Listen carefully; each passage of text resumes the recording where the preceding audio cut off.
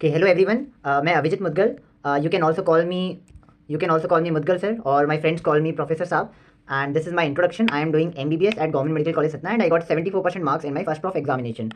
और मैं ये वीडियो क्यों बना रहा हूँ? Because I am highly interested in diagnosis right from my first year. Okay. So moving on to today's topic. Okay.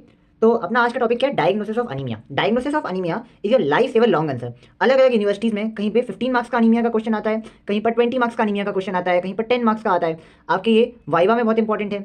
आप जब सेकंड ईयर में जाओगे तो आपकी क्लिनिकल पोस्टिंग्स के लिए बहुत इंपॉर्टेंट है. ठीक है, इस वजह से जो 20 मार्क का क्वेश्चन होगा, 15 मार्क का क्वेश्चन होगा, जो भी लॉन्ग क्वेश्चन होगा अनीमिया का, उसके अंदर डायग्नोसिस जो आपका होगा वो बस आपका 2 नंबर का होगा. मगर जो आपका पूरा का पूरा क्वेश्चन है, that whole question will be based on your diagnosis. ठीक है, क्वेश्चन आपका कैसे पूछा जाएगा? Your first question will be that what is your diagnosis. Okay, and the second question will be what is the pathophysiology, what is the classification and all. ठीक है, तो that is why diagnosing is very important, क्योंकि अगर आपने 20 या 15 marks loose कर दिए paper में से तो पास होने की प्रोबेबिलिटी धीरे धीरे कम होती जाएगी. ओके, तो सबसे पहले जो चीज़ हमें जाननी जरूरी है दैट इज द मॉर्फोलॉजिकल और विंट्रोप्स क्लासिफिकेशन ऑफ अनीमिया. आपका लैबोरेटरी डायग्नोसिस के लिए ये सबसे इंपॉर्टेंट होता है.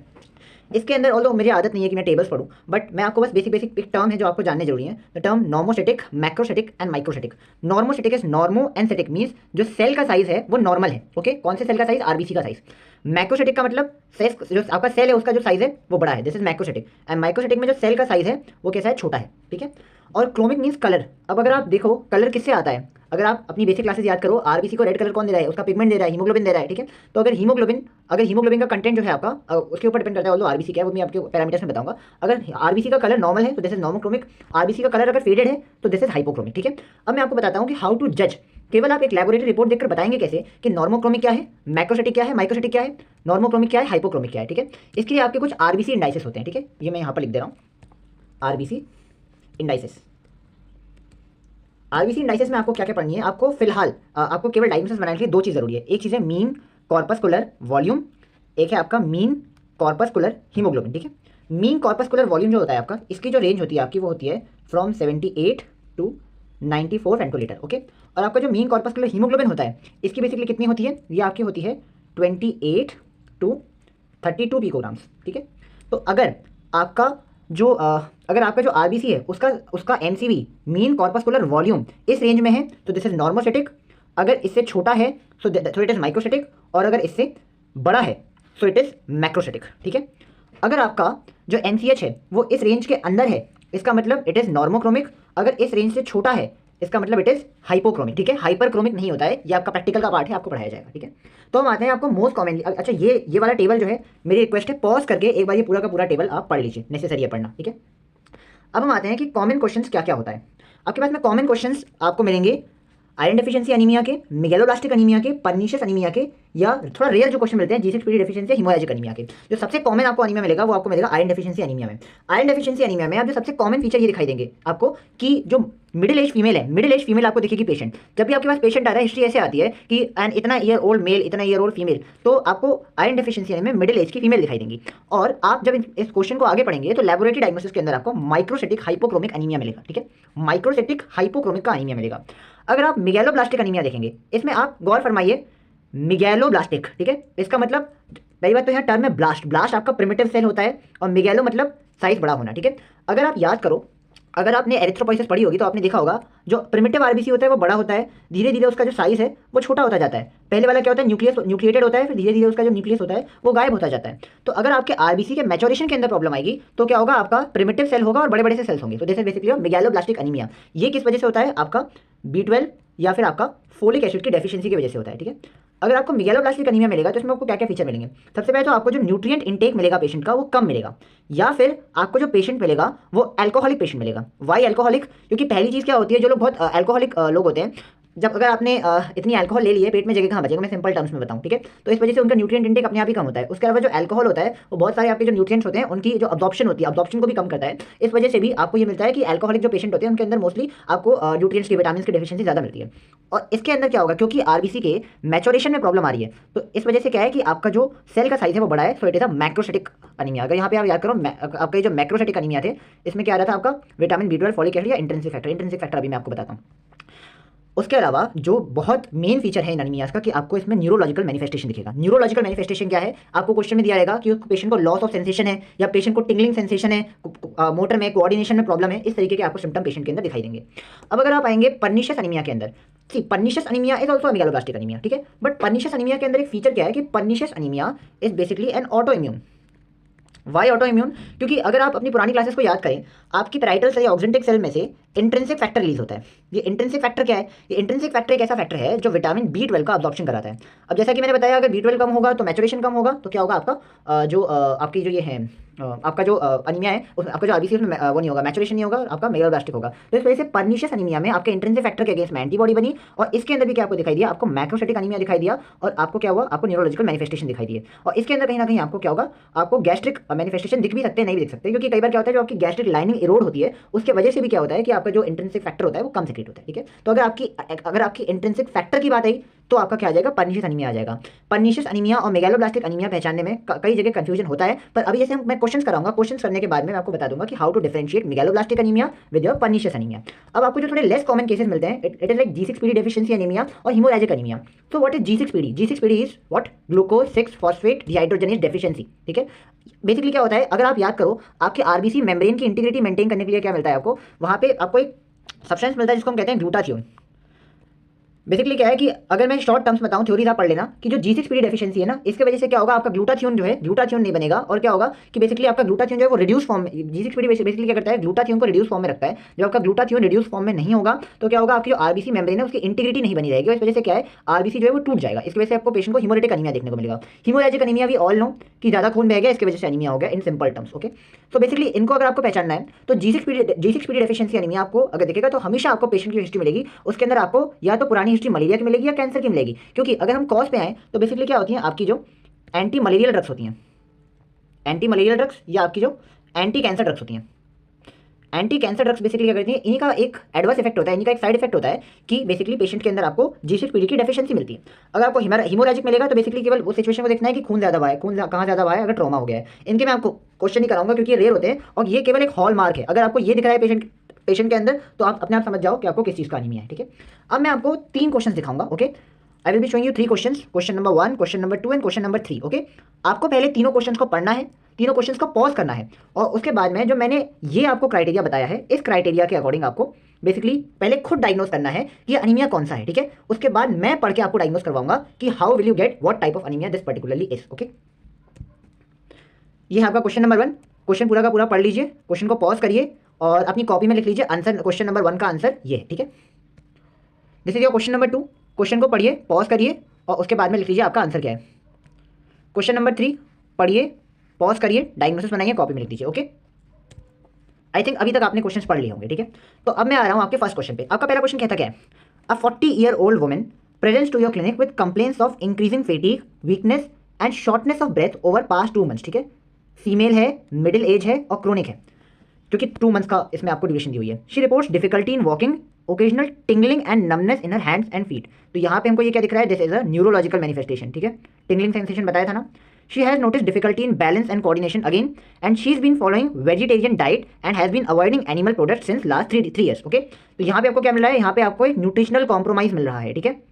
She denies any kind of weight loss, fever और gastrointestinal symptoms, this is very important, ठीक है। जीआई सिम्टम्स नहीं है, जीआई की लाइन जो अभी आपकी इरोड नहीं हुई है, ठीक है। And on examination she appears pale and has a smooth red tongue, ठीक है। ये आपको सिम्टम्स में मिल जाएगा, आप पढ़ लीजिएगा आगे। Again neurological examination reveals decreased sensation in both feet. Vitals include a heart rate of 98 and blood pressure of 110/70 mmHg. Now आपको क्या मिला, हीमोग्लोबिन है आपका कितना 7.9 ग्राम पर डेसीलीटर, और आपको एमसीवी क्या मिल रहा है 115 फेंटोलीटर, ठीक है। What is the most likely diagnosis. इतने सारे हिंट्स दिए हुए हैं इस क्वेश्चन में कि आपको क्या क्या फीचर मिल रहे हैं। आपको जो पहला फीचर मिल रहा है, आपको मिल रहा है न्यूरोलॉजिकल मैनिफेस्टेशन, ठीक है। आपको मिल रहा है न्यूरोलॉजिकल मैनिफेस्टेशन, ठीक है। उसके अलावा आपको इस क्वेश्चन में क्या मिल रहा है, आपको इस क्वेश्चन में मिल रही है न्यूट्रिशन डेफिशिएंसी। आपको इसमें आपको पहली बात तो एक न्यूरोलॉजिकल मैनिफेस्टेशन मिल रहा है, ठीक है। और आपको इसमें क्या मिल रही है, न्यूट्रिएंट डेफिशिएंसी मिल रही है,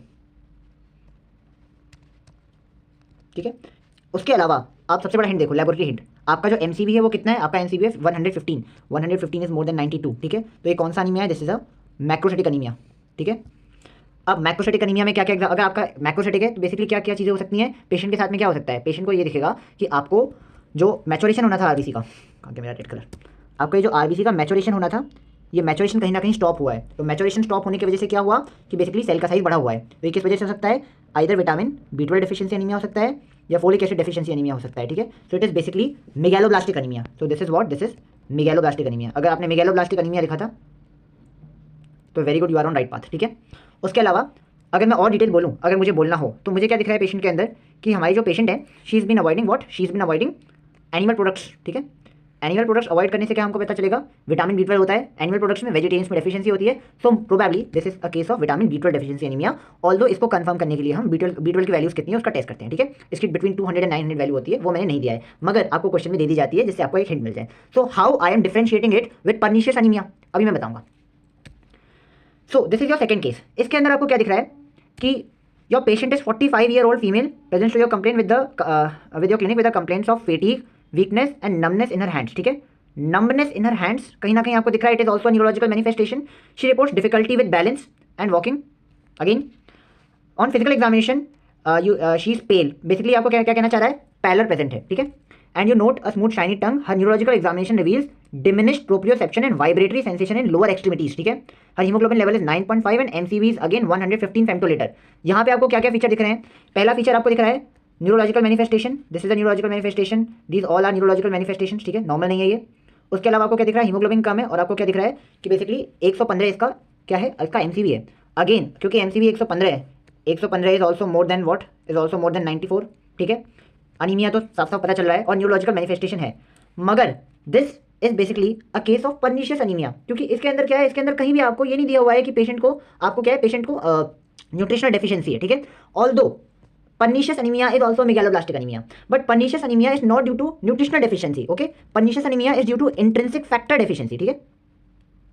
तो आपका जो डायग्नोसिस है, अगर आप इसमें कल को मेगालोब्लास्टिक एनीमिया लिख दो तो मेगालोब्लास्टिक एनीमिया भी ठीक है, प्रोबेबल डायग्नोसिस ठीक है, मगर अब अगर आप उसकी पैथोफिजियोलॉजी लिखोगे ना तो आप इंट्रिंसिक फैक्टर डेफिशिएंसी नहीं लिखोगे और आपका नंबर कट जाएगा, ठीक है। इस वजह से whenever you are writing your the pathophysiology, just remember one thing कि आपको पर्नीशियस और मेगालोब्लास्टिक, अगर आप न्यूट्रिशन डेफिशिएंसी एनीमिया B12 लिखोगे उसमें अंतर है, और इंट्रिंसिक फैक्टर डेफिशिएंसी में थोड़ा सा अंतर है, ठीक है। ये आपके कहीं ना कहीं थोड़े बहुत नंबर बचा लेगा, ठीक है। तो इस तरीके से आप डिफरेंशिएट करो, एक बार इस केस को देखो और एक बार इस केस को देखो। इस केस में भी क्या मिल रहा था, एमसीवी इसमें भी बड़ा हुआ है, न्यूरोलॉजिकल मैनिफेस्टेशन इसमें भी है, मगर इसमें क्या आपको न्यूट्रिएंट डेफिशिएंसी की हिस्ट्री दी हुई है। हो सकता है पेशेंट को न्यूट्रिशनल डेफिशिएंसी के साथ में क्या दियो, पेशेंट को हो सकता है क्रोनिक एल्कोहलिज्म की हिस्ट्री दियो, पेशेंट को हो सकता है पेशेंट को क्रोनिक एल्कोहलिज्म की हिस्ट्री दियो, ठीक है। ओके, तो ऐसा भी हो सकता है, क्रोनिक एल्कोहलिज्म में भी हो जाता है न्यूट्रिशनल डेफिशिएंसी, ओके। अगर आपने इसका भी आंसर सही दिया था तो वेरी गुड, नहीं भी दिया था तो कोई बात नहीं, थोड़ा सा टफ होता है डायग्नोस करना स्टार्टिंग में, ठीक है। तो दिस इज पर्नीशियस अनीमिया, ठीक है। Now your question number 3। Question number 3, elimination मत करना, डायग्नोसिस पे जाना और अपने आंसर से कंपेयर करना। A 32-year-old woman presents to your office with complaints of increasing fatigue, shortness of breath and dizziness over past month, ठीक है। एक मंथ की हिस्ट्री है और अनीमिया वाली हिस्ट्री है। अब देखो, she reports heavy menstrual periods and a decrease in her exercise tolerance, ठीक है। एग्जामिनेशन में क्या मिल रहा है, कंजक्टाइवल पैरर, जनरल एग्जामिनेशन हो गया होगा तो आपको पता होगा कि पैरर कैसे देखा जाता है, ठीक है। अगर आप वाइटल साइंस देखो, वाइटल साइंस में क्या है, टैकीकार्डिया है एट रेस्ट। उसके अलावा भी क्या होगा, आपको एमसीवी दिख रहा है 72 और हीमोग्लोबिन दिख रहा है 8.2, ठीक है। अनीमिया कैसे डायग्नोस किया, हीमोग्लोबिन कम है, सिम्टम्स में क्या है, फेटीग है, शॉर्टनेस ऑफ ब्रेथ है, डिजीनेस है। अब अनीमिया का अगर आप टाइप देखो, ठीक है, यहाँ पे आपको क्या दिखाई दे रहा है, आपका जो एमसीवी दिख रहा है इट इज 72, ठीक है। 72 इज लेस देन 78, ठीक है। तो ये आपका किस तरीके का अनीमिया है, ये आपका माइक्रोसाइटिक अनीमिया है, ठीक है, माइक्रोसाइटिक अनीमिया है, ठीक है। उसके अलावा आपको और क्या क्या दिख रहा है कि आपकी जो फीमेल है, फीमेल की बेसिकली एज क्या है, 32 है, चाइल्ड बियरिंग एज है 32, और इसके अंदर हैवी मेंस्ट्रुअल ब्लीडिंग है। तो बेसिकली क्या हो रहा है, जब ब्लीडिंग हो रही है ना, मेंस्ट्रुअल ब्लीडिंग की वजह से पेशेंट का ब्लड कम हो रहा है, पेशेंट के अंदर आयरन कम हो रहा है, ठीक है, ब्लड में आयरन है जो कि बाहर जा रहा है, और पेशेंट को इसके अलावा क्या दिख रहा है, पेशेंट को टैकीकार्डिया दिख रहा है। Tachycardia is a feature of anaemia, not, इसको हम आयरन डेफिशिएंसी से टोटली रिलेट नहीं कर सकते, मगर टैकीकार्डिया के अंदर, टैकीकार्डिया बेसिकली क्या होता है, हार्ट बीट का बढ़ जाना। तो जब क्या होता है, एक तरीके का अडैप्टेशन है, जब आपकी बॉडी में हीमोग्लोबिन कम है, आपकी ऑक्सीजन बॉडी को, टिश्यूज को कम मिल रही है, तो बॉडी क्या करेगी, हार्ट रेट को बढ़ाएगी, जिससे ब्लड ज़्यादा पहुंचेगी, तरीके का अडैप्टेशन है, इसको आप पैथोफिजियोलॉजी में लिख सकते हो। मगर अगर आपको डायग्नोस करना हो तो आपको पहले तो सबसे बड़ा हिंट मिल गया कि आपका कैसा है, माइक्रोसाइटिक अनीमिया है। आपको क्या मिल गई, 32-year-old आपकी वुमेन की एज मिल गई, ठीक है। उसके अलावा इसके, तो ये क्या है, चाइल्ड बियरिंग एज है, हैवी मेंस्ट्रुअल पीरियड आ रहे हैं, तो ब्लड लॉस हो रहा है, आयरन लॉस हो रहा है। तो इसमें पेशेंट के अंदर क्या है, पेशेंट के अंदर आयरन की डिमांड ज़्यादा है, आयरन की डिमांड ज़्यादा है, मगर आयरन का जो आपका न्यूट्रिशनल इंटेक है, आयरन का न्यूट्रिशनल इंटेक कम है। तो इस वजह से क्या है, पेशेंट के अंदर हमारा कौन सा अनीमिया हो रहा है, पेशेंट के अंदर हो रहा है आयरन डेफिशिएंसी अनीमिया, ठीक है। इस तरीके से आपको डायग्नोस करना है। So basically at the end मैं ये कहना चाहता हूँ, if you have diagnosed all 3 correct, okay, तो बेसिकली आपको कमेंट्स के अंदर मेंशन करना है, ठीक है। कमेंट में लिख देना अगर आपके सारे 3 सही थे, अगर 2 सही थे तो भी लिख देना, 1 सही था तो भी लिख देना, 1 भी नहीं सही था तो भी लिख देना, ठीक है बेसिकली। और अगर आपको इससे रिलेटेड कोई भी डाउट हो, ठीक है, कोई भी डाउट हो तो आप मुझे इंस्टाग्राम पर मैसेज कर सकते हैं, ठीक है। और मेरी इंस्टाग्राम आईडी क्या है वो मैं आपको डिस्क्रिप्शन में डाल दूंगा, या फिर आप कमेंट भी कर सकते हैं, ठीक है। बेसिकली ये मेरा एक स्टेप है कि सब लोग बच्चे कि जितने भी आपके फर्स्ट ईयर के स्टूडेंट्स हैं वो आर्ट ऑफ डायग्नोसिस सीखें, ठीक है। देखो डायग्नोसिस सब लोग कर लेते हैं, मगर बेसिकली क्या होता है, डायग्नोस करने के कुछ स्टेप्स होते हैं जो आप धीरे धीरे सीखते हैं। अगर ये आर्ट ऑफ डायग्नोसिस आपकी अच्छी है तो इस वजह से क्या है कि आप आगे चल के बहुत एक बड़े फिजिशियन बन सकते हैं, आपका डायग्नोसिस बहुत अच्छा हो जाएगा। तो इन चीज़ों को आप स्टेप बाय स्टेप चलें, धीरे धीरे बेसिकली डायग्नोसिस में एलिमिनेशन करना सीखें, डिफरेंशियल सीखें। मैं भी अभी सेकंड ईयर में हूँ, बट स्टिल मैं फर्स्ट ईयर के केसेस को डिफरेंशियली डायग्नोस कर पाता हूँ। तो अगर आपने डिफरेंशियली डायग्नोस करने का अप्रोच सीखा हुआ है तो आपको आगे चल के काफ़ी फायदा होगा, ठीक है। Okay, very good. चलो, तो ये मेरा आज का वीडियो था। Thank you very much.